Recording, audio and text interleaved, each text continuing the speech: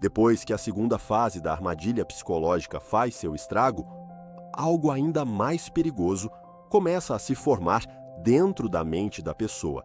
Não é mais apenas a tentativa de recuperar perdas, é a construção de uma identidade baseada no fracasso não resolvido.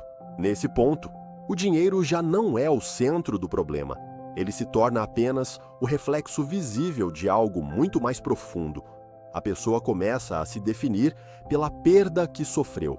Cada decisão futura passa a ser contaminada por esse passado não digerido. O erro final não é perder dinheiro. O erro final é permitir que a perda passe a definir quem você é.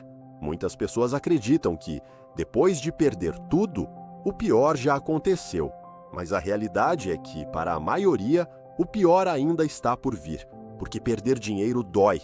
Mas perder a capacidade de decidir com clareza destrói qualquer chance real de reconstrução. Nesse estágio, a mente entra em um modo silencioso de autopunição.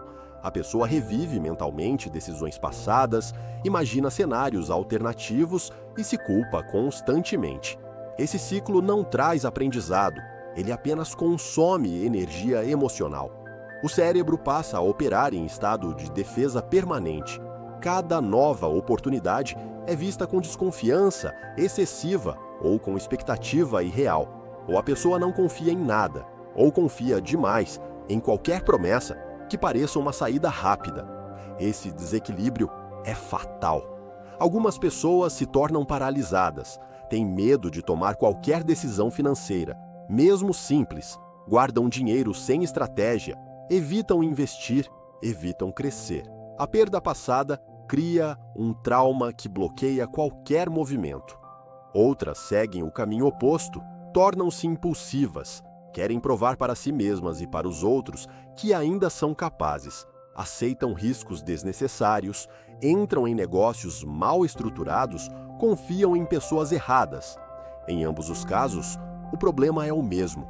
A decisão não nasce da clareza, nasce da emoção não resolvida. É aqui que muitas reconstruções falham.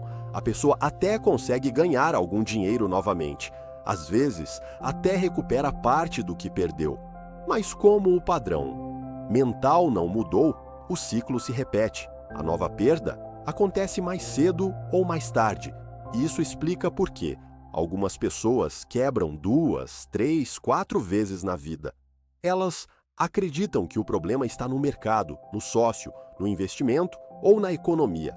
Raramente percebem que o problema está na forma como reagem emocionalmente à perda. A reconstrução financeira verdadeira nunca começa pelo dinheiro. Começa pelo controle interno. Enquanto a mente continuar buscando validação, redenção ou compensação emocional através do dinheiro, qualquer ganho será instável. O capital acumulado se torna frágil porque está sustentado por um comportamento frágil. Casos reais mostram isso de forma clara. Pessoas que perderam grandes patrimônios e conseguiram se reerguer não foram necessariamente as mais inteligentes ou as mais técnicas. Foram as que aceitaram a perda sem permitir que ela se tornasse identidade. Elas entenderam algo fundamental. O dinheiro é um recurso, não um julgamento de valor pessoal. Aceitar a perda não significa gostar dela. Significa reconhecê-la como parte da realidade e seguir em frente sem carregar culpa crônica. Esse ponto de aceitação é raro e exatamente por isso é tão poderoso. A maioria das pessoas tenta reconstruir a vida financeira sem passar por esse estágio. Querem pular direto para a recuperação material, ignorando a reconstrução psicológica. E isso quase nunca funciona. Sem resolver o erro final, qualquer sucesso é temporário. O erro final é continuar tentando provar algo. Provar que não falhou. Provar que estava certo. Provar que ainda é capaz. Esse desejo de prova mantém a pessoa presa ao passado. Reconstruir exige o oposto. Exige humildade, exige silêncio. Exige decisões pequenas, consistentes e emocionalmente neutras. Exige aceitar que algumas perdas não serão recuperadas e que isso não define o resto da história. O dinheiro volta a crescer quando deixa de ser usado como anestésico emocional, quando deixa de ser uma tentativa de compensar dor, vergonha ou frustração. Enquanto isso não acontece, a mente continuará sabotando qualquer avanço. Esse é o ponto onde poucos chegam, porque olhar para dentro é mais difícil do que procurar um novo investimento.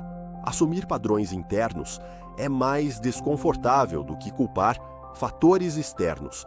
Mas é exatamente aqui que a verdadeira mudança acontece. Quem aprende essa lição geralmente muda não apenas a vida financeira, mas todas as áreas da vida. Passa a decidir com mais calma, mais clareza e menos urgência. O dinheiro deixa de ser um campo de batalha e passa a ser uma ferramenta. E esse é o momento em que o ciclo finalmente se rompe. A armadilha psicológica não perde força porque o mercado muda. Ela perde força quando a mente muda. E enquanto a maioria das pessoas continuar tentando vencer o dinheiro sem vencer a si mesma, continuará presa no mesmo padrão, repetindo os mesmos erros, apenas em cenários diferentes. A perda não é o fim da história, mas ignorar o erro final quase sempre é.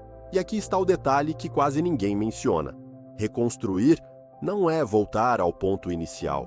Reconstruir é criar algo novo, com uma base diferente.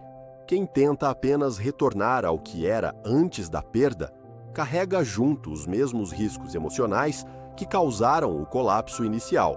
Por isso, a verdadeira reconstrução começa quando a pessoa aceita que o antigo modelo mental morreu junto com o antigo patrimônio.